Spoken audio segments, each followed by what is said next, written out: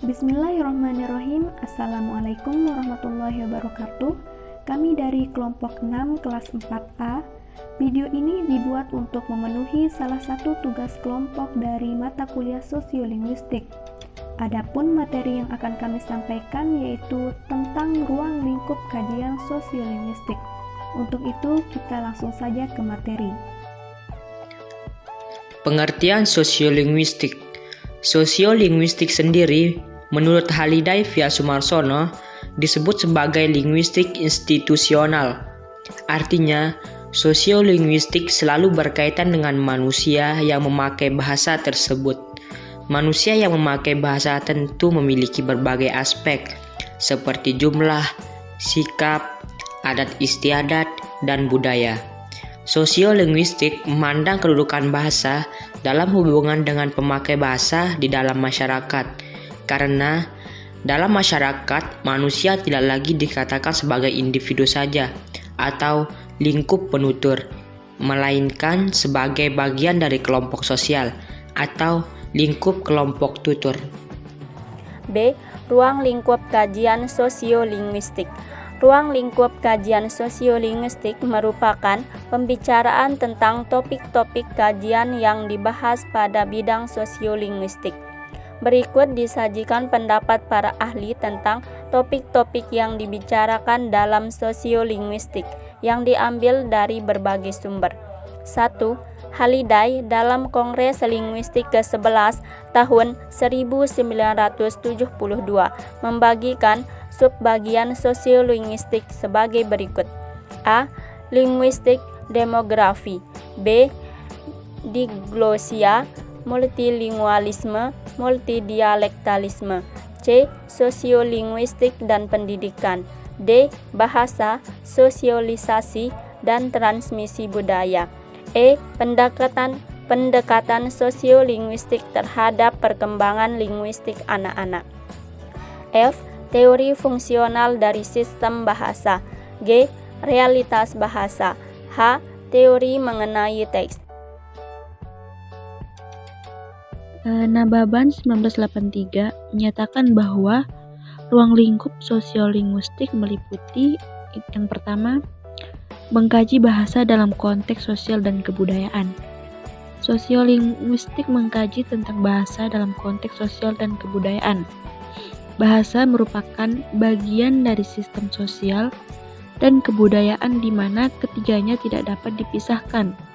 Sistem sosial dan interaksi sosial di masyarakat terbentuk karena budaya, sedangkan bahasa merupakan sarana yang digunakan oleh masyarakat untuk berkomunikasi dan berinteraksi. 2. Menghubungkan faktor-faktor kebahasaan, ciri-ciri dan ragam bahasa dengan situasi serta faktor-faktor sosial dan budaya. Sosiolinguistik tidak hanya mengkaji bahasa dalam konteks bahasa sebagai alat komunikasi, akan tetapi bahasa secara menyeluruh yang meliputi faktor, ciri, dan ragam bahasa yang kemudian dihubungkan dengan situasi sosial budaya yang ada pada saat itu. Selanjutnya yang ketiga, mengkaji fungsi-fungsi sosial dan penggunaan bahasa dalam masyarakat. Sosiolinguistik erat kaitannya dengan sosiologi atau masyarakat, sehingga bahasa sehari-hari yang digunakan oleh masyarakat pun tidak lepas dari kajian sosiolinguistik.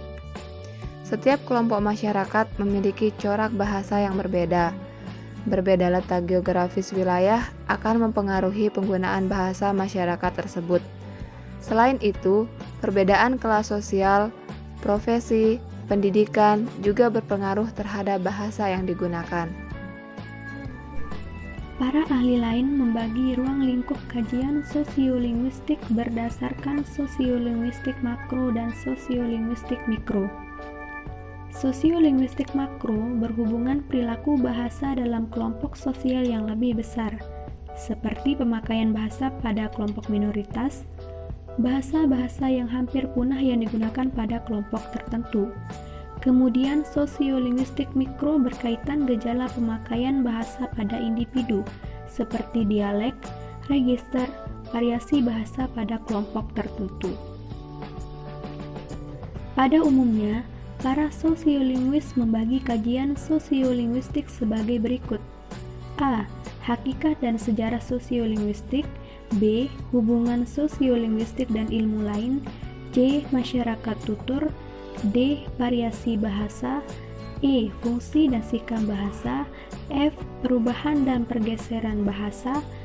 G. Hubungan sosiolinguistik dengan pembelajaran bahasa atau kebermanfaatan sosiolinguistik dalam pembelajaran bahasa. Kegunaan sosiolinguistik bagi kehidupan praktis sangat banyak, sebab bahasa merupakan alat komunikasi verbal manusia. Dalam penggunaannya, sosiolinguistik memberi pengetahuan bagaimana menggunakan bahasa di dalam masyarakat. Sosiolinguistik dapat dimanfaatkan pada saat berkomunikasi ataupun berinteraksi kepada orang lain. Sosiolinguistik memberikan pedoman kepada kita dalam hal ragam bahasa atau gaya bahasa apa yang harus kita gunakan ketika berbicara dengan orang tertentu. Atau dengan kata lain, bahwa sosiolinguistik menjelaskan bagaimana menggunakan bahasa dalam aspek atau segi sosial tertentu.